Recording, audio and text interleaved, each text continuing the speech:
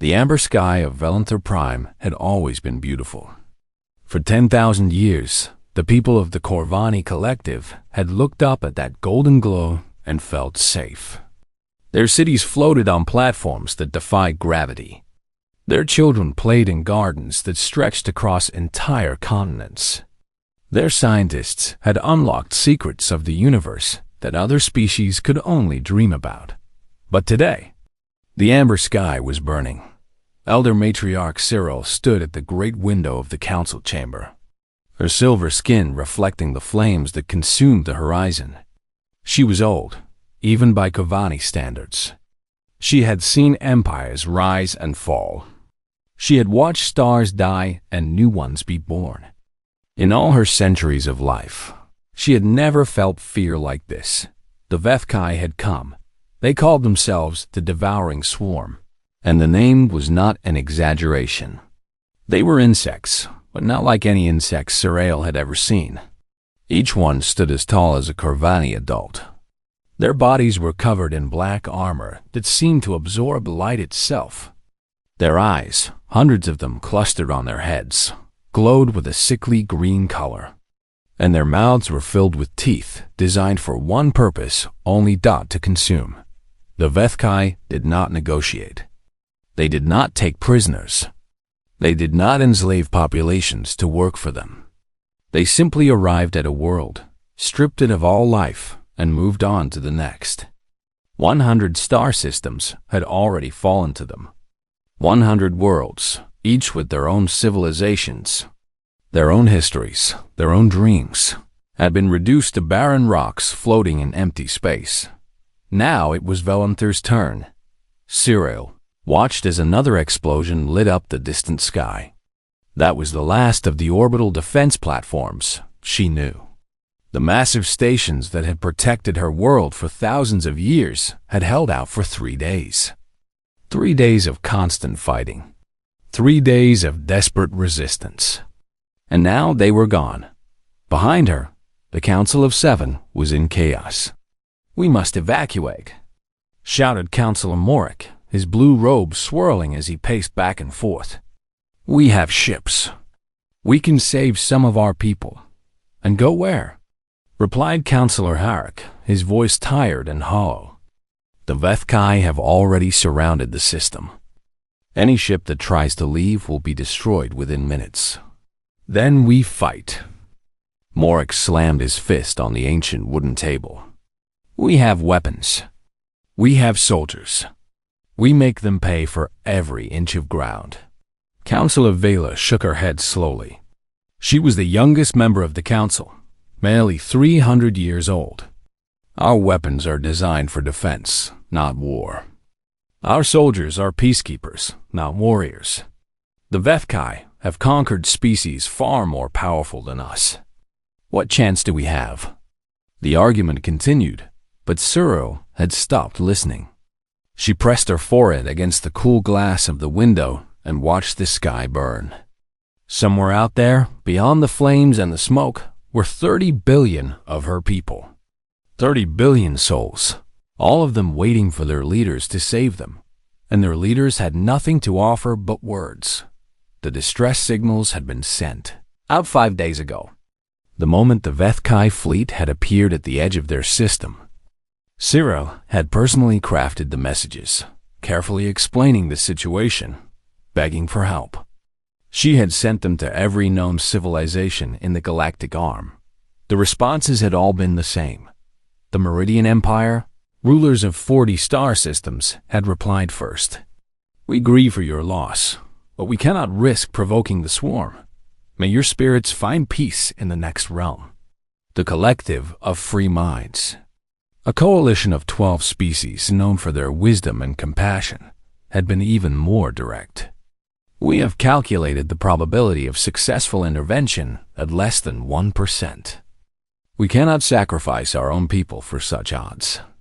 We will remember you in our histories." The Velanthari Union, a trading federation that had been their allies for 2,000 years, had not even bothered to respond. One by one, every door had closed. Every hope had died. The galaxy had looked at the Corvani and decided that they were not worth saving. Cyril understood in a cold and logical way. The Vethkai were too powerful. Any species that stood against them would be destroyed. It made no sense to die for a lost cause. The mathematics of survival demanded abandonment, but understanding did not make the pain any less.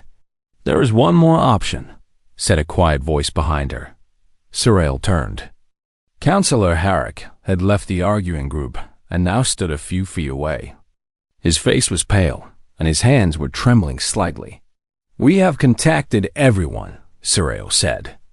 "No one will come. Not everyone." Herrick looked down at his feet, as if ashamed of what he was about to suggest. "We have not contacted the humans." The room went silent. Even the arguing counselors stopped and turned to stare at Herrick. "The humans?" Morrick's voice dripped with disbelief. "You cannot be serious." Humanity. The strange species from the far spiral arm. They had only achieved interstellar travel 300 years ago, a blink of an eye by galactic standards. Their technology was crude. Their ships were ugly, blocky things that looked like they had been welded together by children. Their lifespans were laughably short, barely a century if they were lucky. And their history was an endless record of violence. Cyril had studied humanity when they first appeared on the galactic stage. She had been curious about this new species that had emerged from an obscure little world called Earth. What she found had both fascinated and horrified her. Humans had spent most of their existence fighting each other. They had invented war before they invented medicine. They had built weapons of mass destruction before they built stable governments. Their planet was scarred with the remnants of conflicts that made no sense. Wars fought over things as trivial as lines on a map or the words in a book. They were, by any reasonable definition, savages. "The humans are primitives," said Counselor Vila. "Their ships can barely cross between star systems. What could they possibly do against the Vethkai?" "Nothing," agreed Morrick. "They would be slaughtered, and then the swarm would have another target. No, contacting the humans would be worse than useless. It would be cruel. Then, what do you suggest?" Herrick's voice rose with sudden anger. "We sit here and wait to die? We watch our people be devoured while we debate the ethics of asking for help? There is no help to ask for." Morrick shouted back. "The humans cannot save us. No one can save us. We need to accept that. I will not accept it." Herrick turned to Cyril, his eyes desperate. "Matriarch, please. We have tried everyone else. What harm can one more message do?" Cyril looked at the old counselor. She could see the fear in his eyes, the same fear that she felt in her own heart. He was grasping at straws, she knew. The humans were too far away, too weak, too primitive. Asking them for help was like asking a child to stop a storm. But still, she had visited Earth once many centuries ago. It had been a diplomatic mission, one of the first contacts between the Corvani and humanity. She had expected to find barbarians, creatures barely evolved beyond their animal ancestors. Instead, she had found something else entirely. The humans had welcomed her with warmth and curiosity. They had shown her their cities, their art, their music. They had introduced her to their children, who had looked at her silver skin with wonder rather than fear. And they had talked to her for hours, asking questions about the universe, about other species, about anything and everything. What struck her most was their passion. Everything the humans did, they did with an intensity that bordered on madness. They loved fiercely. They hated fiercely. They built and destroyed with equal enthusiasm. They were chaos given form, a species that seemed to run on pure emotion rather than logic. And there was something else she had noticed. Something in their eyes when they talked about protecting the things they cared about. The other species of the galaxy spoke of survival in careful, measured terms. They calculated risks and rewards. They made rational decisions based on probability and self-interest. But the humans spoke differently. They spoke of sacrifice. They spoke of duty. They spoke of something they called the right thing to do. At the time, Serail had dismissed it as naive idealism, the philosophy of a species too young to understand how the universe really worked. Now, standing in a burning world with no hope left, she wondered if she had been wrong. "Send the message," she said. The council erupted in protest, but Serail raised her hand for silence. Her authority as elder matriarch still meant something, even now. "I do not expect the humans to save us," she said. "But Councillor Herrick is right. We have nothing left to lose. If there is even the smallest chance that someone will answer, we must take it." The communications officer was summoned. The message was prepared. It was simple and direct, stripped of the formal language that usually marked Corvani diplomacy. "This is Elder Matriarch Cyril of the Corvani Collective. Our world is under attack by the Vethkai swarm. Our defenses have fallen. Our allies have abandoned us. 30 billion of our people face extinction. We ask for help. We beg for help. If anyone can hear this message, please come. Please." The message was sent. It would travel across 14,000 light-years of space, bouncing between communication relays, racing through the void at the speed of light. Even with the fastest relay network, it would take hours to reach human space. And even if the humans received it, even if they wanted to help, what could they do? Their ships were slow. Their weapons were weak. They were too far away and too small to make any difference. Cyril knew all of this. She knew that the message was pointless. She knew that sending it was an act of desperation, nothing more. But still, somewhere deep in her heart, a tiny flame of hope refused to die. The days that followed were the darkest of Cyril's long life. The outer colonies fell first. The agricultural stations that fed the planet. The mining outposts that provided raw materials. The small settlements that had existed for thousands of years. One by one, they went silent. The Vethkai did not hurry. They moved through the system with methodical precision, surrounding the planet, cutting off all escape routes. Their hive ships hung in the sky like dark clouds, blocking out the stars. Millions of smaller vessels swarmed around them like insects around a corpse. On the surface, the Corvani retreated to their citadels. These were the ancient fortresses that had been built in darker times, before the collective had achieved peace. They had been preserved as historical monuments, never meant to be used again. Now they were the last refuge for billions of terrified people. Cyril moved among them, trying to offer comfort where she could. She held the hands of dying soldiers. She sang lullabies to crying children. She listened to the prayers of those who had lost everything and had nothing left but faith. And every night, she stood at her window and watched the sky burn. The shields around the citadels were holding, but everyone knew they would not hold forever. The Vethkai were patient. They had all the time in the world.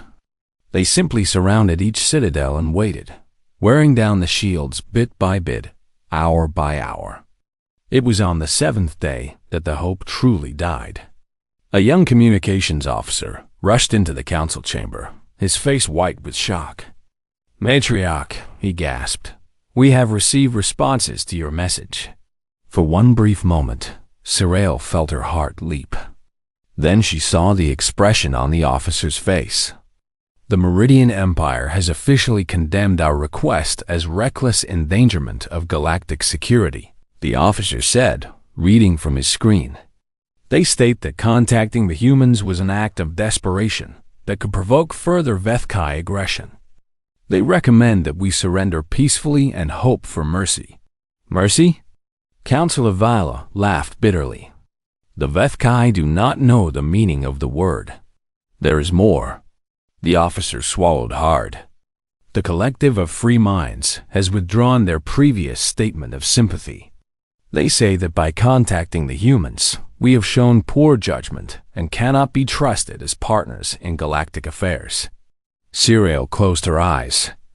Even in their final hours, the galaxy was more concerned with politics than with saving lives. And the humans? She asked quietly. Have the humans responded? The officer shook his head. No, matriarch. There has been no response from human space. Of course, there hadn't been. The message had probably arrived at some minor outpost, been reviewed by some junior officer, and been filed away as unimportant. Why would the humans risk anything for a species they had barely ever met? Why would they sacrifice their own people for strangers on the other side of the galaxy? Siriel had been foolish to hope. She could see that now. The universe was not a place of heroes and miracles. It was a cold, empty void where the strong consumed the weak, and no one came to save those who could not save themselves. Thank you, she said to the officer. You may go. The young man hesitated. Matriarch, there is something else. Something strange. What is it? Our long-range sensors detected an anomaly about an hour ago. A massive energy signature, unlike anything in our databases. It appeared briefly at the edge of human space and then vanished. Siriel frowned. What kind of anomaly? We do not know. Our scientists say it looked almost like a fold in space-time, but on a scale that should be impossible. They thought it might be a sensor malfunction, but what? The officer looked at her with something that might have been wonder. The anomaly was moving, matriarch. Moving very fast. And it was heading in our direction. Siriel stared at him. For a long moment, she could not speak. Then she walked to her window and looked up at the burning sky. Somewhere out there, beyond the flames and the smoke and the swarms of Vethkai ships, something was coming. Something that moved through space in ways that should not be possible. Something that was heading toward Velanther Prime. She did not know what it was. She did not know if it would save them or destroy them. But for the first time in 7 days, she felt something other than despair. She felt hope. And in the citadels below, 30 billion Corvani looked up at the sky and waited for a miracle they did not believe in. They did not know that the miracle was already on its way. Vasquez smiled slightly. It was not a happy smile. And that is exactly why we have to go. Because no one else will. Because the galaxy has decided that those people are not worth saving. And we are going to prove them wrong. Kowalski stared at her for a long time. Then he leaned back in his chair and closed his eyes. If I authorize this mission, and you fail, humanity loses its most powerful fleet. We lose our ability to defend ourselves. We become vulnerable to every threat in the galaxy. I know. If you succeed, you will have made enemies of half the galactic powers. They will see us as a threat. They will fear us. Let them. Kowalski opened his eyes. For a moment, he looked not like the supreme commander of all human forces, but like a tired old man carrying the weight of impossible decisions. You have always been stubborn, Helena. Even when we were young officers together, you never knew when to quit. It is one of my better qualities. A ghost of a smile crossed Kowalski's face. The Cascade Drive calculations will take at least 20 minutes to prepare. You will need to coordinate the jump precisely with all 600 ships. If even one ship is out of sync, the results could be catastrophic. Vasquez felt her heart begin to beat faster. Is that authorization, Admiral? It is against my better judgment. It goes against every protocol we have established. It is probably the most reckless decision I have ever made in my career. He paused. But yes, Helena, it is authorization. Go save those people. And try not to get yourself killed. The connection ended. For a moment, Vasquez stood in silence. Then she turned to face her bridge crew. "You heard the Admiral. We are going to Valenther Prime. Commander Chun, begin the Cascade Drive preparations. I want all ships ready for jump in 20 minutes. Chun hesitated. "Admiral, the crew will need to be informed. They should know what they are getting into. I will tell them myself." She walked to the communications console and opened a fleet-wide channel. Her voice would now be heard on every ship in the Armada, by every man and woman who served under her command. "All hands, this is Admiral Vasquez. In approximately 20 minutes, we will execute a full Armada cascade jump to the Valenther system. Our mission is to engage and destroy a hostile force that outnumbers us 60 to 1. She paused, letting the words sink in. "I will not lie to you. Many of us will not survive this day. The enemy we face is powerful, numerous, and completely without mercy. They have destroyed 100 worlds and show no signs of stopping. By every rational measure, what we are about to do is madness." On the Prometheus, young Ensign Maria Santos gripped the edge of her console and tried to stop her hands from shaking. On the destroyer Defiant, Captain Yusuf Rahman closed his eyes and thought of his children back on Earth. On the cruiser Vigilance, Lieutenant Commander Sarah Kim looked at her crew and saw the same fear and determination that she felt in her own heart.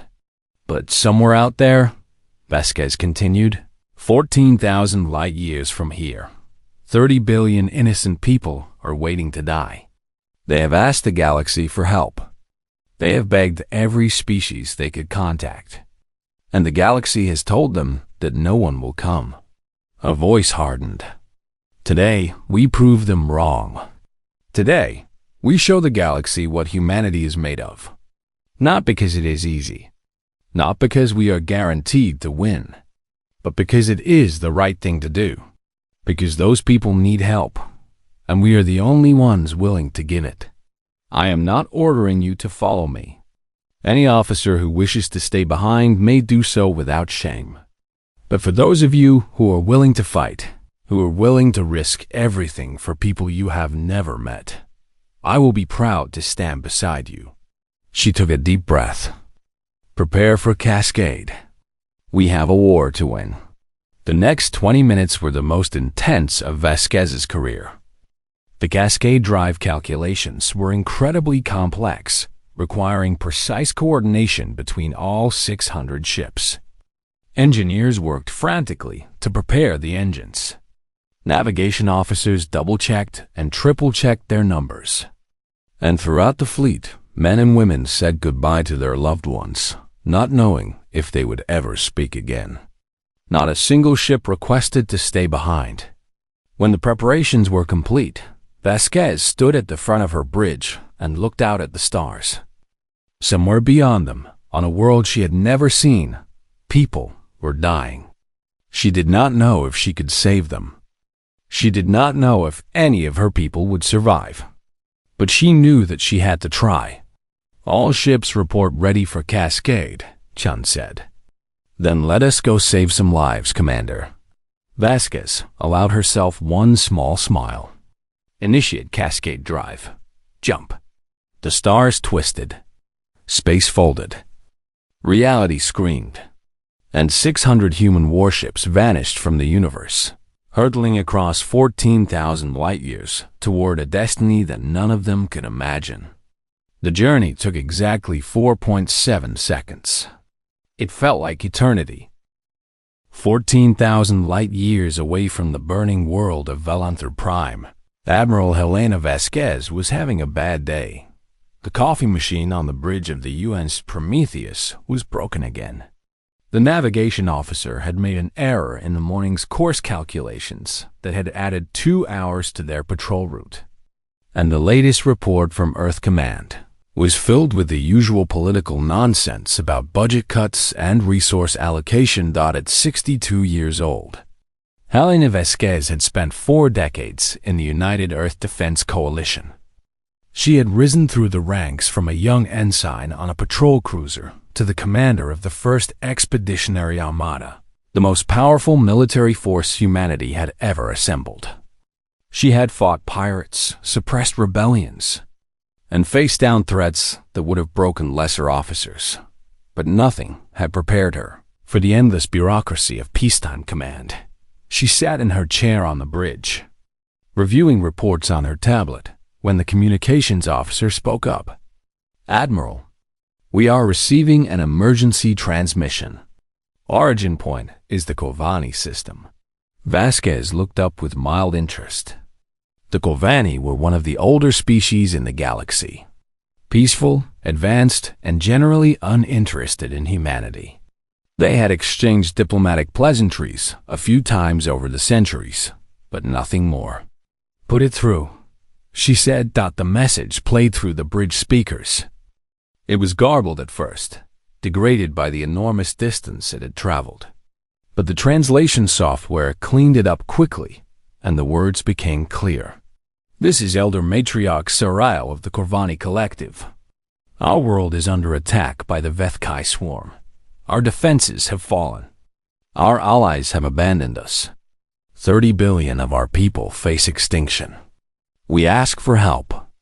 We beg for help. If anyone can hear this message, please come. Please." The bridge went silent. Every officer stopped what they were doing and looked at the speakers, as if the voice might continue. But there was only static.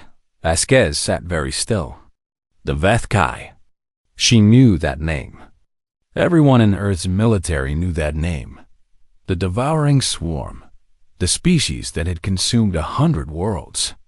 The unstoppable force that even the great empires of the galaxy refused to challenge. They were the nightmare that every defensive strategist had feared since humanity first ventured into the stars. "Play it again," Vasquez said quietly. The message repeated. The same words.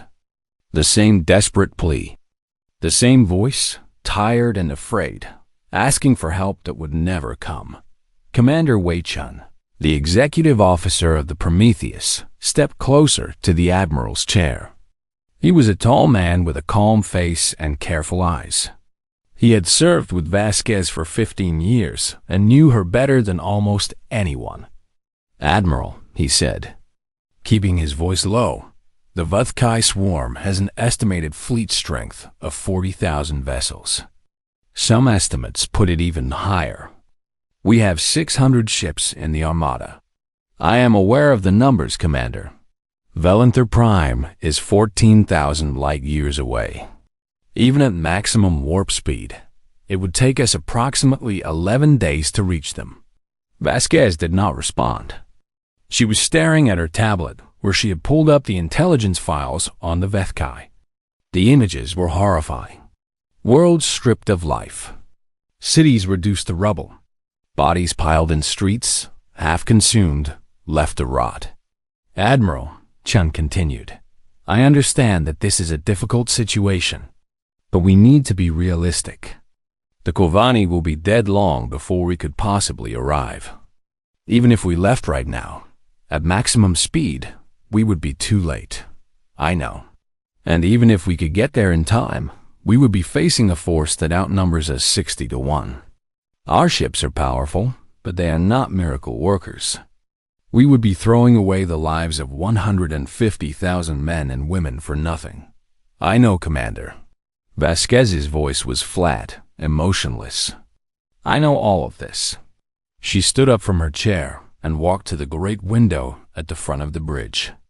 The stars stretched out before her, cold and distant.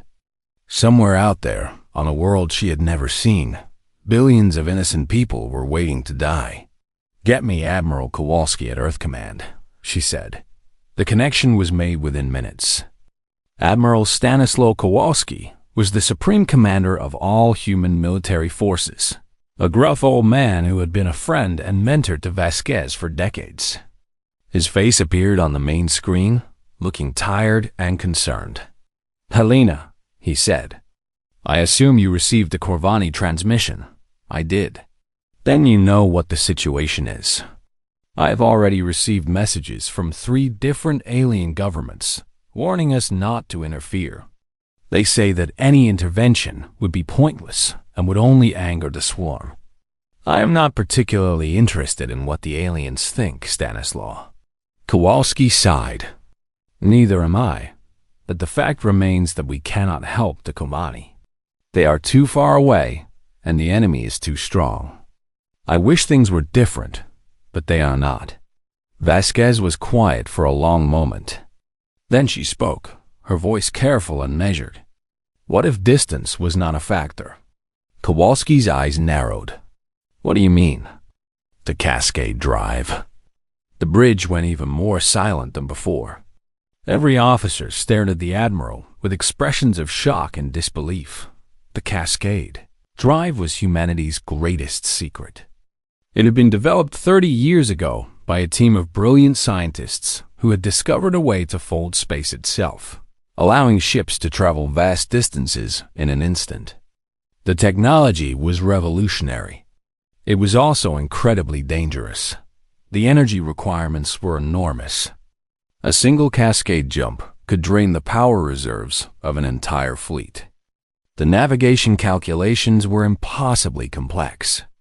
Even a tiny error could send a ship into the heart of a star, or scatter it across 1,000 light years, or simply erase it from existence. No human fleet had ever attempted a full armada cascade jump. The risk was considered too great. The Cascade Drive was reserved for emergencies only, and even then, it was used with extreme caution. Kowalski stared at the screen for a long time. Helena, you cannot be serious.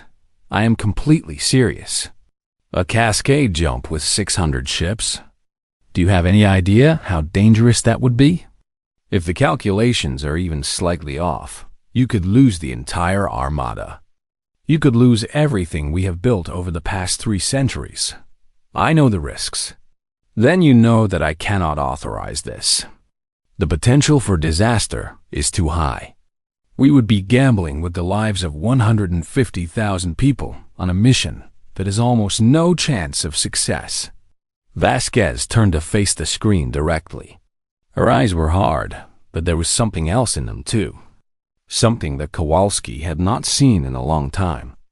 Stanislaw, listen to me carefully. 30 billion people are about to die.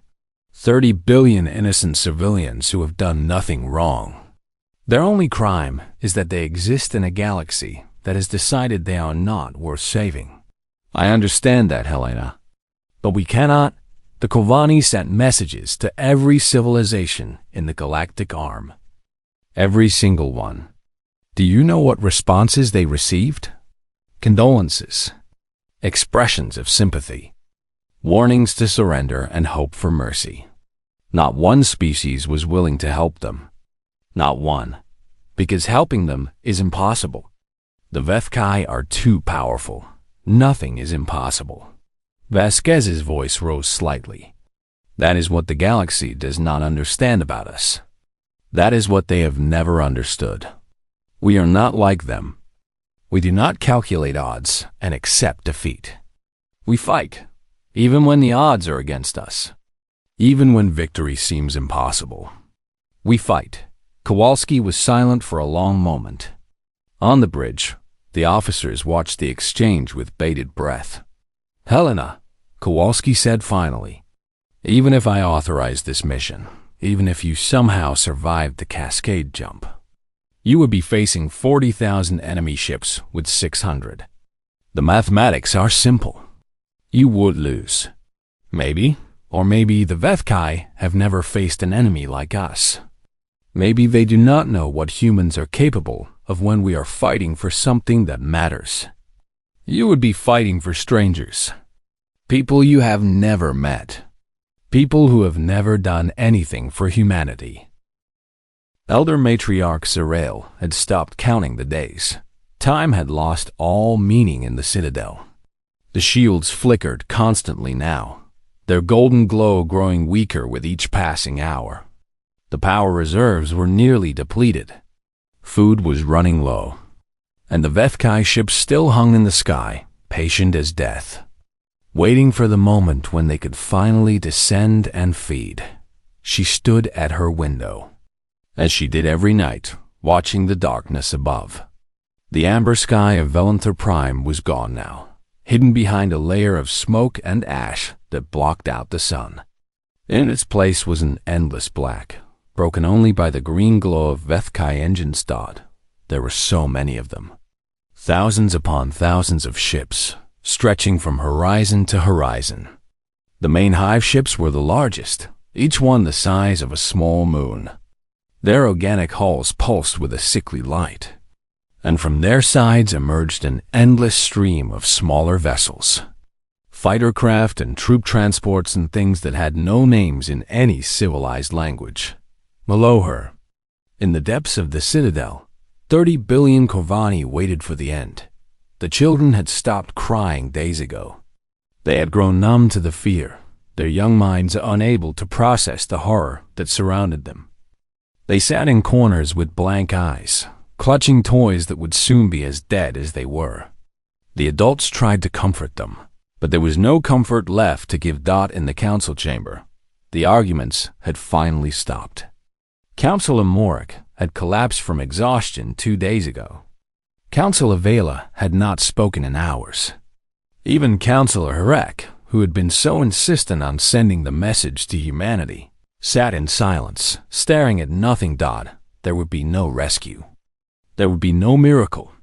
The humans had not responded, and even if they had, they were too far away to help. The galaxy had made its decision. The Corvani would die, and no one would save them. Sirael accepted this. She had made her peace with death long ago, during the first years of the siege. What she could not accept was the fate of her people. The children who would never grow up. The scientists who would never complete their research. The artists who would never finish their masterpieces. All of that potential, all of that beauty, would be consumed by the endless hunger of the swarm. She was thinking about this when the universe ended. It began as a sound. Though sound was not quite the right word. It was more like a vibration, a trembling in the fabric of reality itself. Sirael felt it in her bones before she heard it with her ears. The window in front of her began to crack, thin lines spreading across the glass like spider webs, and then the sky tore open. Sirael had witnessed many forms of faster-than-light travel in her long life. She had seen the elegant spirals of Corvani phase gates, swirling patterns of light that opened gentle doorways between stars. She had watched the shimmering portals of the elder races, ancient technology that bent space with careful precision. She had even observed the crude bubble drives of younger species, which created small pockets of warped space around their ships. What she saw now was none of those things. A wound appeared in the sky. There was no other word for it. It was as if some giant hand had reached down and torn a hole in the universe itself. The edges of the wound blazed with colors that Sirael had never seen before, colors that had no names in any language she knew. Energy poured out of it in waves, washing over the planet, making the shields flicker and the ground shake. The Vethkai fleet froze. For the first time since they had arrived, the endless swarm of ships stopped moving. Their hive mind, the collective consciousness that connected them all, was trying to process what it was seeing. It had no reference for this. It had no understanding. In all the worlds it had consumed, in all the species it had destroyed, it had never encountered anything like this. From the wound came fire. The first ship emerged like a bullet fired from a gun. It was wrapped in plasma, its hull glowing white-hot from the violence of its passage through the tear in space. It was not beautiful like Corvani ships, not elegant or graceful. It was a block of metal and weapons, brutal and functional, designed for one purpose only. War. Another ship followed. Then 10, then 100. They poured through the wound in reality like water through a broken dam, each one burning with the energy of its impossible journey. They spread across the sky in formation, precise and disciplined, their weapons already charging with power, Sorrel counted them as they came. 100, 200, 300. The number kept growing, and still they came, ship after ship, until the sky was filled with them. 600 ships. 600 human warships hanging in the darkness above Velanthur Prime. In the citadel below. The Corvani looked up through their windows and saw something impossible. They saw hope. On the bridge of the Prometheus, Admiral Helena Vasquez allowed herself exactly 2 seconds to appreciate that her entire fleet had survived the cascade jump. The navigation calculations had been perfect. Every ship had arrived in the correct position. It was a miracle of mathematics and engineering, and if they survived this day, it would be studied by scientists for centuries. But there was no time for celebration. The tactical display on her screen was filled with enemy contacts. Thousands of them. Tens of thousands. The Vethkai fleet surrounded the planet like a swarm of locusts, and at their center was the largest ship Vasquez had ever seen. The command hive. The brain of the swarm. If they could destroy that, the rest of the fleet would fall into chaos. But first, there was something she needed to do. Open a channel to the Vethkai fleet, she said. Her communications officer looked at her with surprise. Admiral, they do not respond to communication attempts. They have never, I know. Open the channel anyway. All frequencies. Make sure they can hear me. The channel was opened. Vasquez stood from her chair and faced the window, looking out at the endless sea of enemy ships. Her voice, when she spoke, was calm and clear. Attention Vethkai Swarm. This is Admiral Helena Vasquez of the United Earth Defense Coalition. You have attacked the civilian population under our protection. You have committed acts of genocide against an innocent species. You have ignored all laws of civilized warfare. She paused, letting her words carry across the void. You have exactly 60 seconds to withdraw from this system. If you do not comply, we will engage and destroy your fleet. This is your only warning. The bridge was silent. Every officer watched the tactical display, waiting for a response. The seconds ticked by. 10, 20, 30. Commander Chun stepped closer to the Admiral. Ma'am, they are not responding. I did not expect them to. At 50 seconds, the Vethkai gave their answer. From every hive ship in the fleet, fighter craft began to launch. Thousands of them, then tens of thousands, then more than the sensors could count.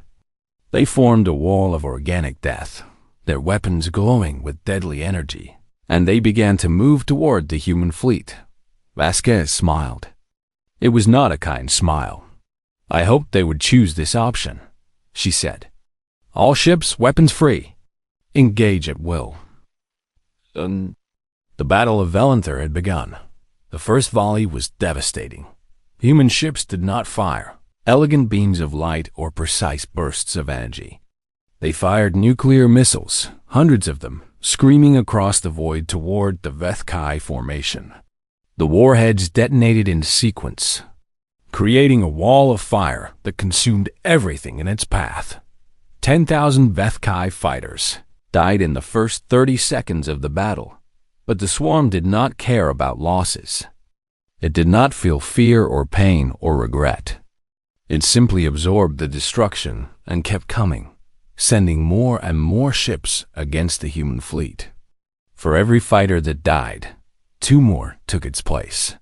For every wave that was destroyed, another wave followed. The Prometheus shook as enemy fire struck her shields. Warning alarms blared across the bridge. Damage reports flooded in from every section of the ship. Forward shields at 70%, the tactical officer reported. The enemy is focusing fire on our position. Of course they are. We are the flagship. They want to cut off the head. Vasquez gripped the arms of her chair as another impact rocked the ship. Helm, bring us about. Target the nearest hive ship. All batteries, fire. The Prometheus rotated, bringing her main weapons to bear on a Vethkai hive ship that was easily 20 times her size. The guns fired, sending a continuous stream of thermonuclear warheads into the enemy vessel. The organic hull cracked and burned under the assault. Internal explosions tore through the ship's structure. And finally, with a burst of green flame, the hive ship died. A cheer went up across the bridge. But Vasquez did not celebrate. "One down," she said grimly. 39 to go. And several thousand smaller vessels. "Keep firing." Around her, the fleet was fighting with everything it had. Captain Yusuf Rahman of the destroyer Defiant led a squadron of 12 ships in a direct assault on a Vethkai carrier. The enemy vessel was launching fighters as fast as it could, filling the space around it with death. Rahman's ships flew straight into the swarm, their point defense systems working overtime to destroy the incoming craft.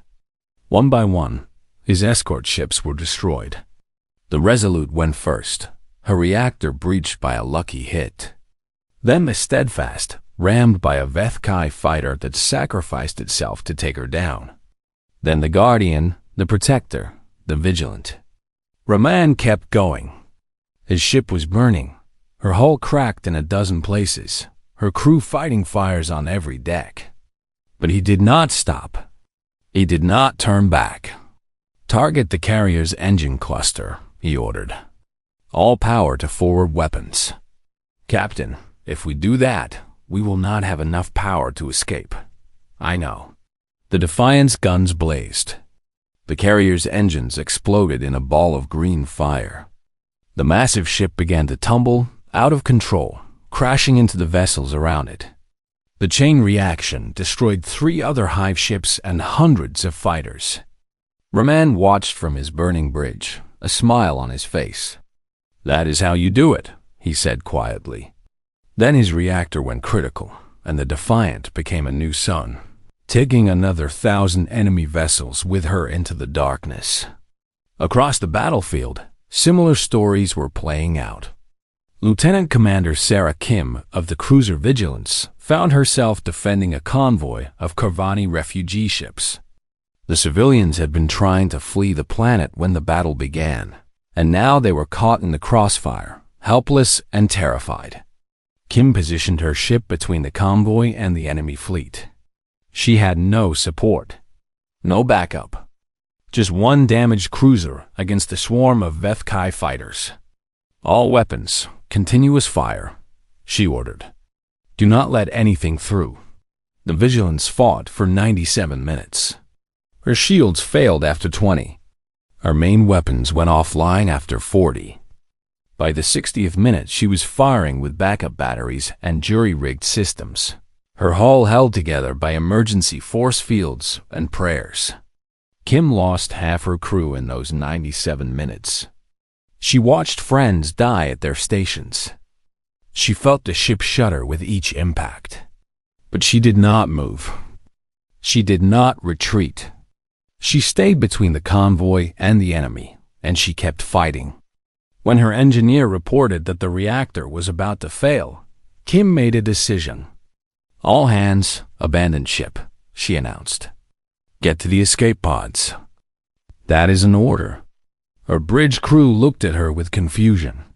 "Captain, what about you?" "Someone needs to fly this ship into those bastards." "Now go." They went. The surviving crew evacuated in escape pods, picked up by Corvani vessels that rushed to help. And Sarah Kim, alone on the bridge of her dying ship, aimed the Vigilance at the heart of the Vethkai communication nexus. The explosion disrupted enemy communications across the entire sector. For precious minutes, the swarm lost coordination, their hive mind fragmenting into confusion. And in those minutes, the human fleet gained ground. On the surface of Velanther Prime, the Corvani watched the battle unfold. They saw the human ship so small compared to the Vethkai hive vessels, charging directly into the enemy formation. They saw explosions bloom across the sky, human and alien alike dying in the darkness. They saw acts of sacrifice that made no sense. Ships throwing themselves into certain death to protect strangers they had never met. Elder Matriarch Serail stood at her window, tears streaming down her silver face. She did not understand these humans. She could not comprehend why they were doing this. They had nothing to gain. They had every reason to stay home, to protect themselves, to let the Corvani die. But they had come. They had answered her desperate message. They had crossed 14,000 light-years of space, risked their lives, sacrificed their people, all for a species they barely knew. She watched as another human ship exploded, its crew dying in a flash of nuclear fire. And she wept. Not for herself. Not for her people. For them. For the humans who were giving everything to save a world that was not their own. 6 hours into the battle, the mathematics began to shift. The Vethkai had lost 18,000 ships. Humanity had lost 300. The swarm's coordination was weakening, their hive mind overwhelmed by the chaos of human tactics. The fighters attacked from unexpected angles. The capital ships refused to follow predictable patterns. Every time the swarm thought it understood what the humans were doing, they did something different. It was maddening. It was impossible. It was working. On the bridge of the Prometheus, Admiral Vasquez reviewed the tactical display. She was bleeding from a head wound, and the bridge around her was half in flames. 3 of her officers were dead. The ship's main computer was barely functioning. But they were winning. "Commander Chun," she said, "what is the status of the command hive?" Chun checked his console. "Still operational. It is moved to the center of its formation. Heavy escort, at least 5,000 ships between us and it. Then, we need to clear a path." She opened a fleet-wide channel. The surviving ships, 243 vessels, heard her voice one last time. "All ships, this is Admiral Vasquez. Form up behind the Prometheus. We are making a direct run on the command hive. Maximum speed. All weapons on my mark." The response was immediate. The remaining human fleet aligned itself into a single formation. A spear of steel and fire aimed directly at the heart of the swarm. Engines pushed beyond their limits. Shields flickered and failed. Hulls cracked under the strain. But they kept going. The Vethkai command hive tried to flee. It was too slow. The humans were coming, and nothing could stop them. "Fire," Vasquez said. 243 ships fired simultaneously. The concentrated barrage struck the command hive's shields like the fist of an angry god. The shields held for exactly 4 seconds. Then they collapsed. All ships ramming speed. The human fleet struck the command vessel at near relativistic speed. The impact created an explosion visible from the planet's surface. A new sun bloomed in the darkness, consuming the swarm's leadership and 40% of its remaining forces in an instant of nuclear fire. Admiral Halia Vasquez died with a smile on her face. She had done what she set out to do. She had answered the call. She had proved that humanity would come when no one else would. And in the citadels below, the Corvani watched as the remaining Vethkai ships scattered into the void like frightened insects, leaderless and broken. The battle was over. They had won. The explosion that destroyed the command hive lit up the sky like a second sun. Elder Matriarch Serail shielded her eyes from the blinding light that poured through her window. For a moment, she thought the citadel shields had finally failed, that the end had come at last. Then she realized what she was seeing, that it was not destruction. It was victory. The massive Vethkai command vessel, the brain that had controlled the entire swarm, was gone. In its place was an expanding cloud of debris and radiation, still glowing with the fury of the impact. And around that cloud, the remaining Vethkai ships were in chaos. Without their central command, the swarm had no direction. The hive mind that connected every vessel, every fighter, every individual creature in the fleet had been shattered.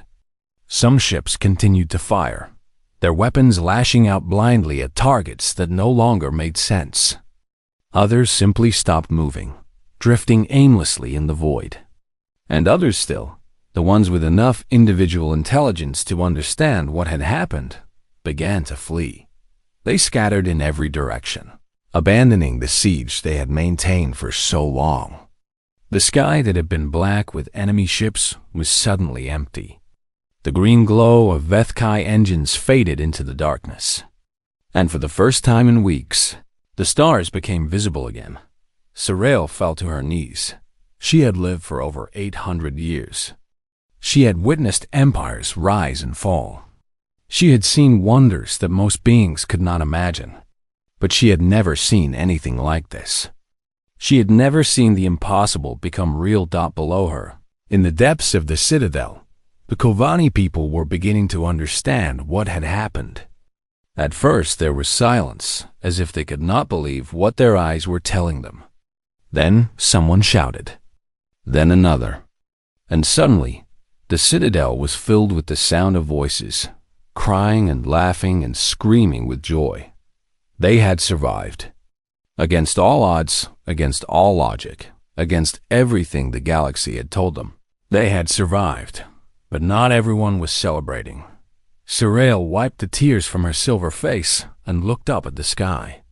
The human ships were still there. What remained of them? She could see them on the tactical displays that still functioned in the council chamber. Small dots of light scattered across the darkness. There were so few of them now.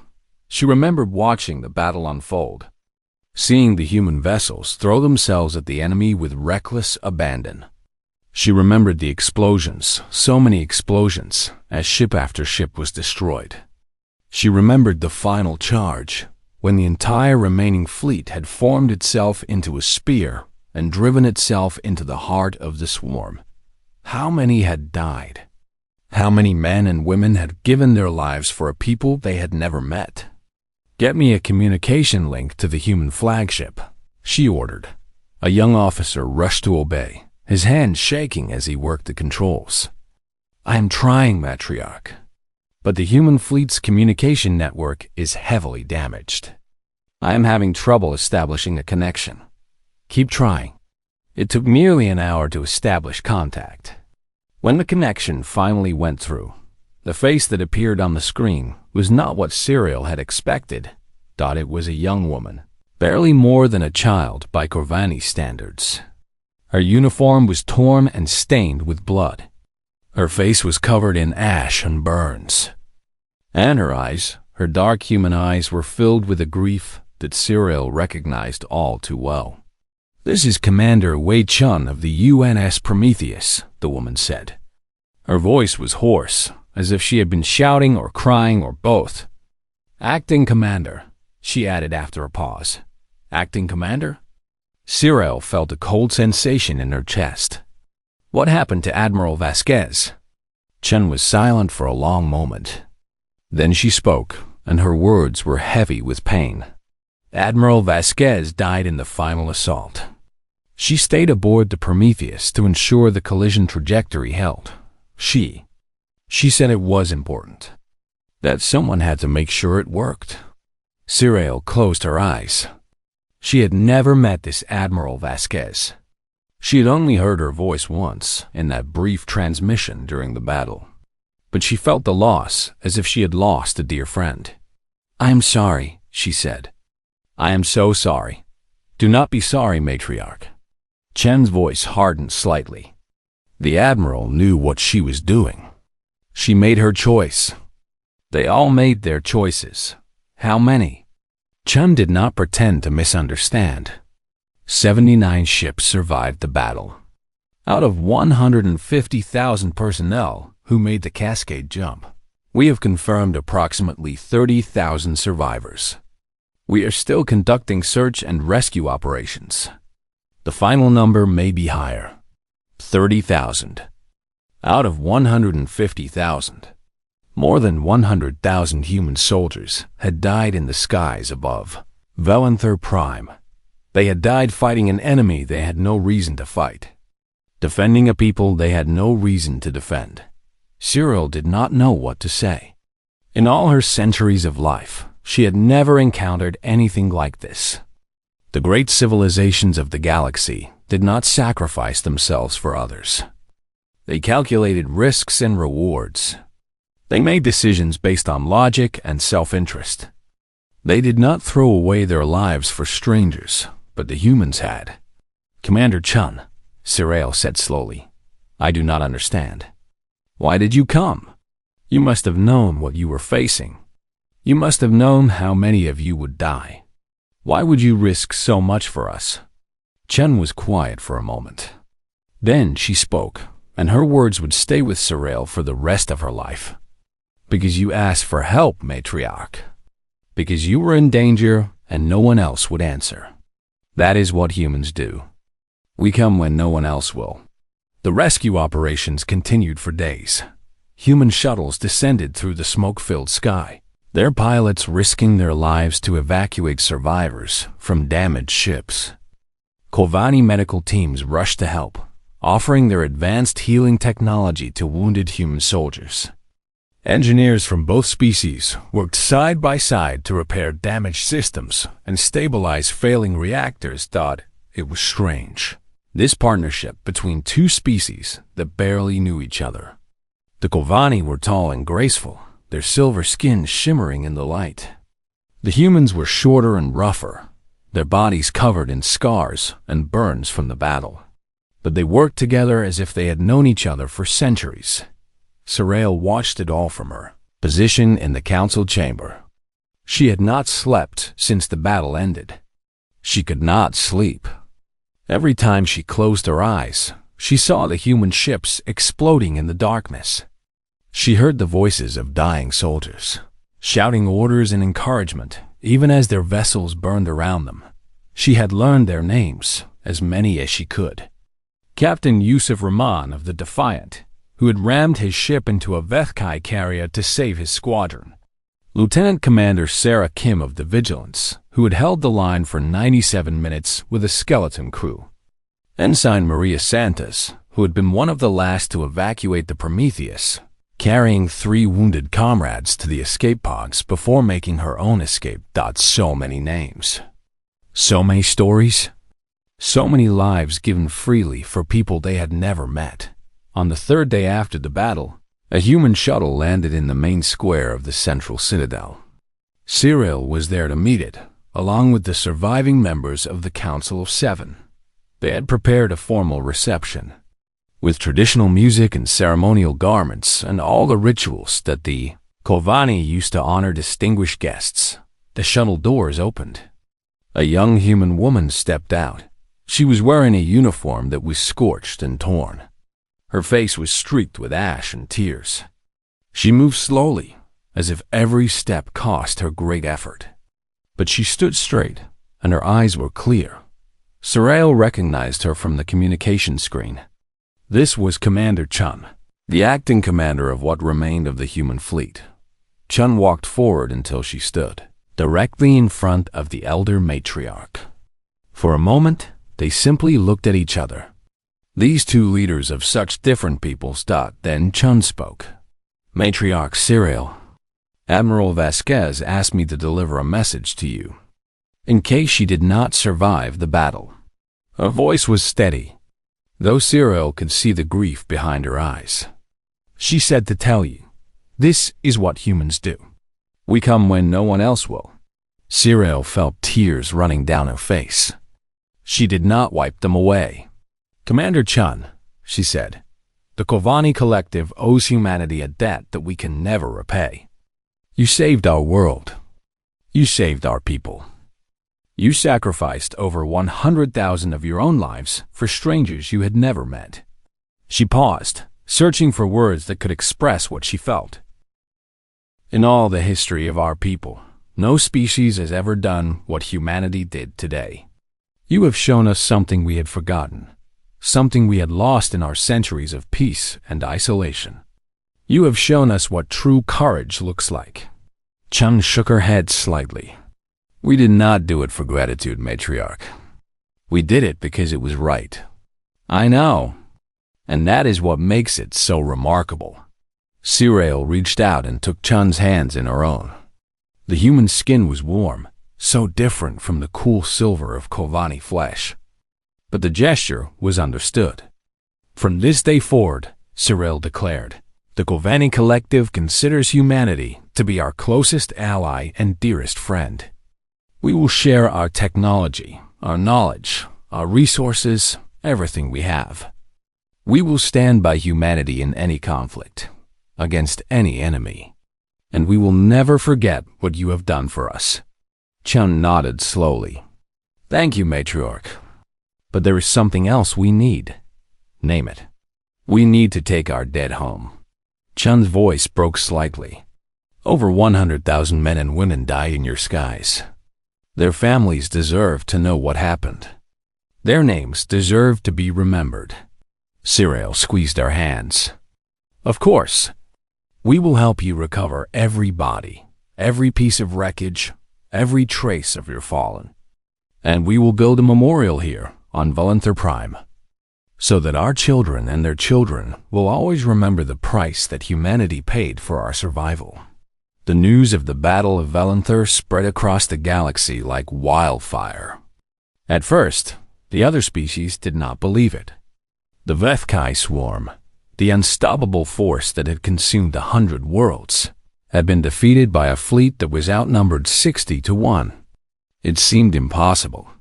It seemed like a lie. But the evidence was undeniable. The scattered remains of the swarm, fleeing to the darkest corners of the galaxy. The wreckage of the battle, still floating in the skies above Volanther Prime. The testimonies of the Kovani survivors, who described the human fleet's arrival with something approaching religious awe. The great powers of the galaxy did not know how to respond. The Meridian Empire, which had refused to help the Kovani, sent a formal message of congratulations. It was filled with diplomatic language and empty praise, but beneath the words was something else. Fear. The humans had done something that the Empire had thought impossible. What else might they be capable of? The collective of free minds, which had calculated the odds of success at less than 1%, revised their models of human behavior. They had assumed that humanity would act rationally, would weigh the risks and rewards, would make decisions based on self-interest. They had been wrong. The humans had acted irrationally, throwing away thousands of lives for strangers they had never met. It made no sense. It was terrifying. Other species reacted in their own ways. Some sent messages of praise and respect. Some demanded explanations. Some immediately began upgrading their military forces, suddenly aware that they had underestimated humanity for far too long. And in the halls of power across the galaxy, diplomats and politicians asked the same question over and over. What do we do about the humans? On Earth, the reaction was very different. When the news of the battle reached home, there was grief. Over 100,000 men and women had died in a single day, the largest loss of life in human history. Families wept for lost sons and daughters. Communities mourned their fallen heroes. The entire planet entered a period of sorrow that would last for years.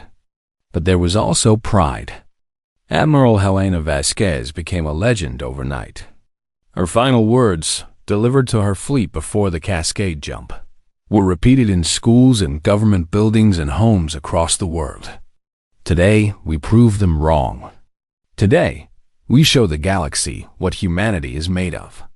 Captain Yusuf Rahman, who had rammed the Defiant into a Vethkai carrier, was awarded every medal the United Earth Defense Coalition could give. His children accepted the honors on his behalf, standing straight and proud, even as tears ran down their faces. Lieutenant Commander Sarah Kim, who had held the line for 97 minutes, was promoted posthumously to full captain. Her name was given to a new class of warships, the most advanced cruisers ever built. And across the planet, in every city and every village, People looked up at the stars and felt something they had not felt in a long time: hope. Humanity was not alone in the galaxy. They were small and young and often violent, but they were also brave. They were willing to fight for what was right, even when the odds were impossible. And they had proven that even the greatest threats could be overcome. On Valenthor Prime, the recovery continued. The Corvani worked tirelessly to rebuild their world. Cities were reconstructed. Gardens were replanted. The dead were honored and mourned. And through it all, the humans stayed to help. They did not ask for payment. They did not demand concessions. They simply rolled up their sleeves and got to work, side by side with the Corvani, as if they were helping rebuild their own homes. Commander Chun led the effort on the human side. She had been promoted to Admiral, a rank she had never sought and did not want. But someone had to lead the surviving forces, and she was the senior officer still alive. Every night, she walked through the camps where the human soldiers rested. She spoke with them, listened to their stories, helped them process the trauma of what they had experienced. They had lost so many friends. They had seen so much death. Some of them wondered if it had been worth it. Chun always gave them the same answer. "Look around you," she would say. "Look at the Corvani children playing in the streets. Look at the families reuniting after weeks of separation. Look at the city lights coming back on, one by one. We did that. We saved them. And that is worth any price." She believed it. She had to believe it. Because if she stopped believing, she was not sure she could keep going. On the 7th day after the battle, a Corvani child approached Chun while she was walking through the central square. The child was young, barely old enough to speak, with silver skin and wide eyes that reflected the amber sky. "Are you a human?" the child asked. Chun crouched down to meet the child's eyes. "Yes, I am. My mother says humans saved us. She says you came from very far away to help. That is true." The child tilted its head. Why? It was the same question the adults asked, the same question the galaxy asked. Chun had given many answers, some simple and some complex. But for this child, she gave the simplest answer of all. Because you needed help. And we could help. So we did. The child thought about this for a moment. Then it nodded, as if this answer made perfect sense. "Thank you," the child said. And then it ran off to find its mother, leaving Chun alone in the square. She watched the child go, and for the first time since the battle, she smiled. This was why they had come. This was why they had fought. This was why over 100,000 of them had died. For a child who could say thank you. For a world that would live on. For a future that would exist because humanity had chosen to answer the call. It was enough. It had to be enough. Yes, such a simple answer. I have thought about it every day since then. Cyril looked at the memorial, at the endless rows of names. In all my centuries of life, I have studied many species. I have learned their philosophies, their religions, their ideas about the meaning of existence. Most of them believe that survival is the highest value, that the purpose of life is to continue living, to protect oneself and one's family and one's species. That is not an unreasonable belief. No, it is not. But it is not what humanity believes, is it? Chun was quiet for a moment. Then she spoke, choosing her words carefully. We believe in survival. We want to live. We want our children to grow up and have children of their own. But we also believe in something else. We believe that there are things worth dying for. Love, honor, justice, the protection of the innocent. She paused. We believe that how you live matters as much as whether you live. Cyril nodded slowly. That is what I thought. And that is what makes you so remarkable, Admiral. Not your technology. Not your weapons. Not your cascade drive or your nuclear missiles. It is your willingness to sacrifice, your ability to look at a hopeless situation and choose to fight anyway, not for yourselves, but for others. She turned to face Chun directly. The galaxy does not understand this. They think you are reckless, irrational, dangerous. They fear you because they cannot predict you, because you do not follow the rules they have followed for millennia. But I understand you now, and I want you to know that the Corvani will stand with humanity no matter what comes. Not because we owe you a debt, not because of politics or trade or military alliance, but because you have shown us what it means to be truly good. Chun felt tears in her eyes. She did not wipe them away. Thank you, Matriarch. That means more than you know. They sat together for a long time, watching the sun set over the garden, painting the sky in shades of gold and amber. In the years that followed, the galaxy continued to change. Humanity grew in power and influence, not through conquest, but through example. Other species began to look at them differently, to question the assumptions that had guided their civilizations for millennia. Some began to adopt human values, to teach their children that there were things worth fighting for beyond simple survival. The Vethkai swarm never recovered. The few scattered remnants fled to the darkest corners of the galaxy, hiding from a universe that now knew they could be beaten. Occasionally, a small raiding force would appear, attacking isolated colonies. But they were always destroyed, often by coalitions of species that had once been enemies but now worked together to protect each other. The Corvani became humanity's closest allies. They shared their technology and their knowledge freely, asking nothing in return. Their scientists worked alongside human researchers to develop new advances that benefited both species. Their children grew up learning human languages and human history, playing games invented on Earth, singing songs from a distant world. And every year, on the anniversary of the battle, both species paused to remember. On Earth, ceremonies were held in every city. Families gathered to honor their lost ones. Veterans of the battle shared their stories with young people who would carry those memories forward. The names of the fallen were read aloud, 120,000 names, a list that took all day to complete.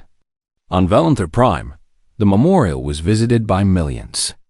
Corvani and humans stood together around the white pillar, laying flowers at its base, whispering thanks to the dead who had given everything.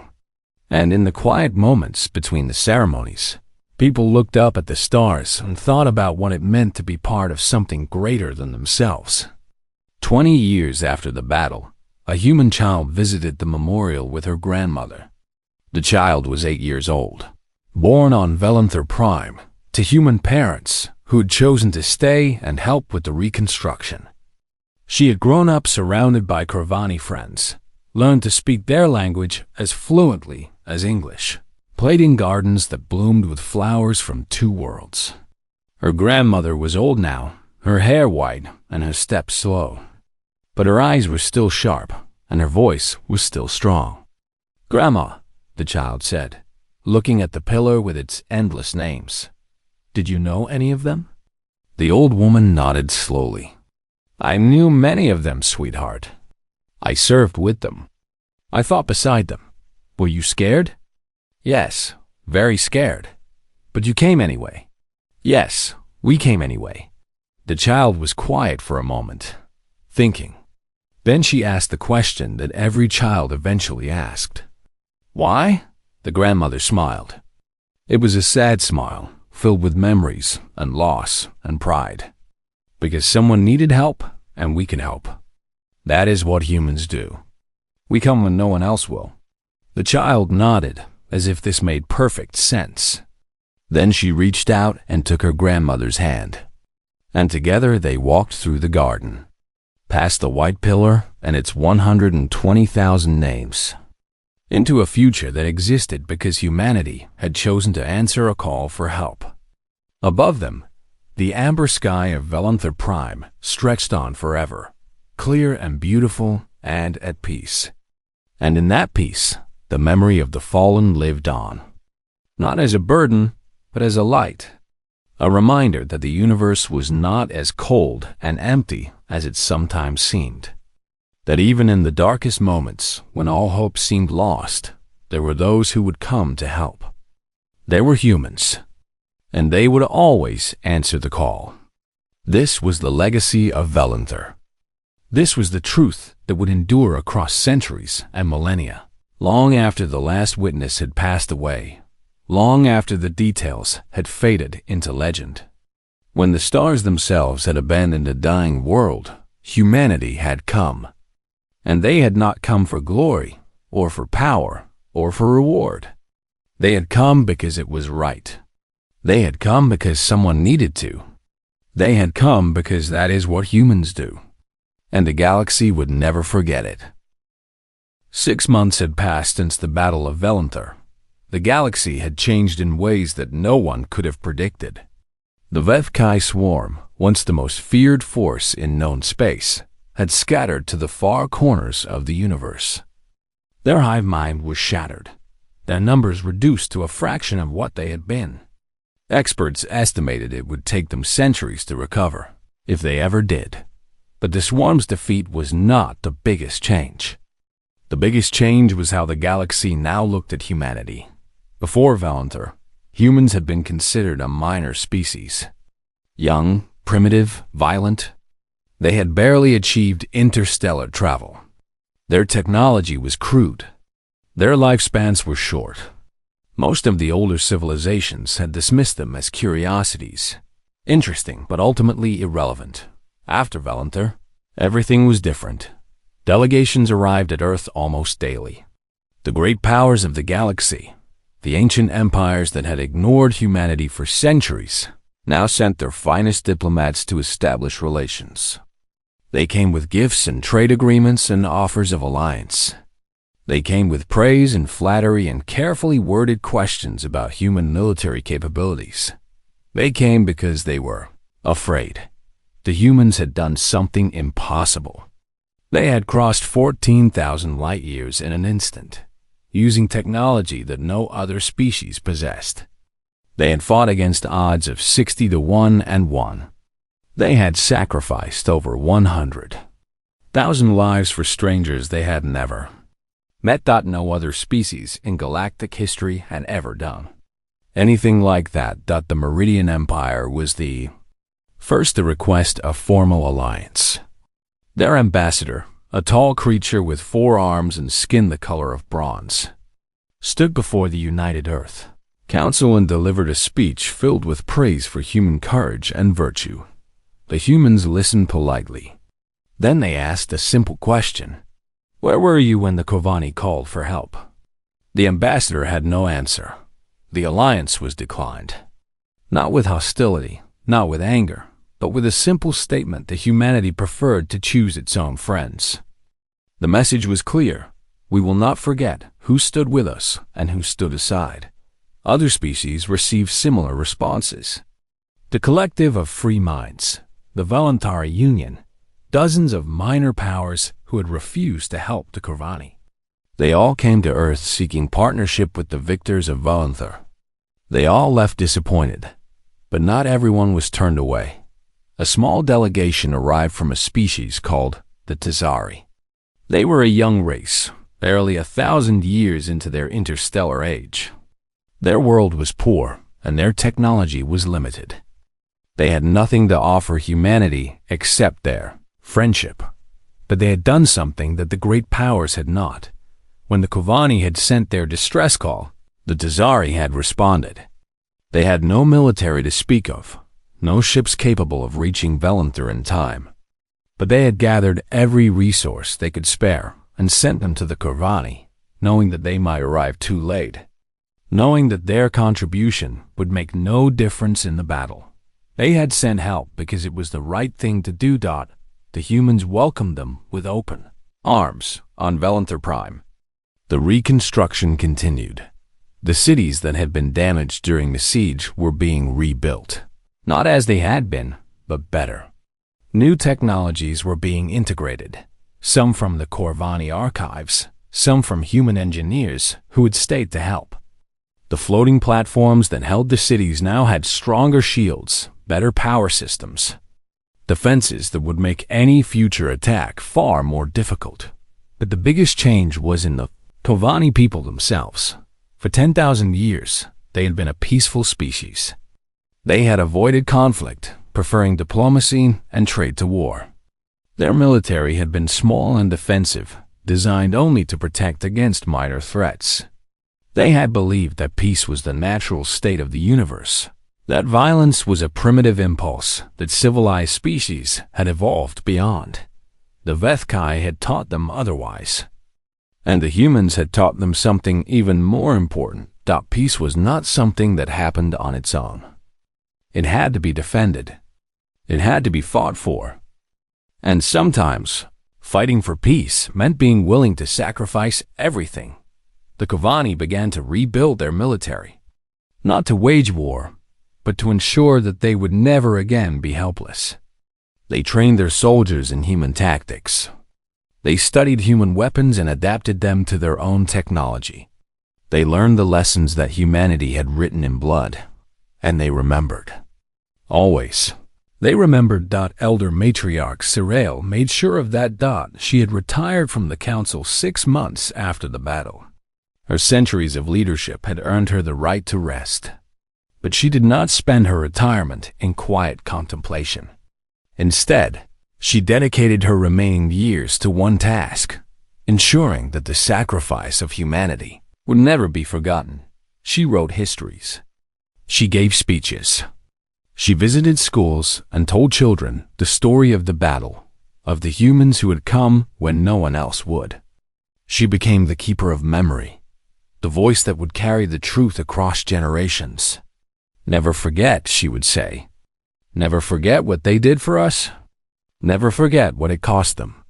And never, ever believe that you are alone in the universe. Because when the stars themselves abandoned us, the humans came. The memorial was built in the center of the capital city. It was a simple structure by Corvani standards. Just a pillar of white stone, rising from a circular platform surrounded by gardens. The stone came from Earth, quarried from a mountain near the city where Admiral Vasquez had been born. It had been carried across 14,000 light years and placed here, on the world that she had died to save. On the pillar, carved in letters that would endure for 10,000 years, were the names of every human who had died in the battle. 120,000 names, arranged in neat rows that covered the entire surface of the stone. It took visitors hours to read them all. Many came every year, walking slowly around the pillar, running their fingers over the carved letters, whispering names they would never forget. At the base of the pillar, in the old Kovani tongue, was a single phrase: when the stars themselves abandoned us, the humans came. Admiral Wei Chun attended the dedication ceremony. She stood at the front of the crowd, wearing her formal uniform, looking at the monument that would stand for millennia. She thought about the people whose names were carved into that stone. She had known many of them. She had served with them, eaten with them, laughed with them. They had been her friends, her comrades, her family. Now they were gone, but they were not forgotten. After the ceremony, Chun walked through the gardens that surrounded the memorial. They had been designed by Corvani and human gardeners working together, a blend of alien flowers and earth plants that somehow looked perfect together. The air was filled with scents from two worlds, mixed into something new and beautiful. She found a quiet spot and sat down on a bench. The amber sky of Velanter stretched above her, clear and peaceful. It was hard to believe that this same sky had been filled with fire and death just 6 months ago. A figure approached. Chun looked up and saw Elder Matriarch Cyril walking toward her, moving slowly with the careful steps of the very old. "May I join you, Admiral?" Chun stood and offered her seat. "Please." They sat together in silence for a long moment. Two leaders who had seen too much, who had lost too much, who understood each other in ways that words could never express. Finally, Cyril spoke. I have been thinking about something you said to me. On the day we first spoke after the battle, I asked you why humanity had come to save us. Do you remember what you said? Chum nodded. I said that you asked for help, and we could help, so we did.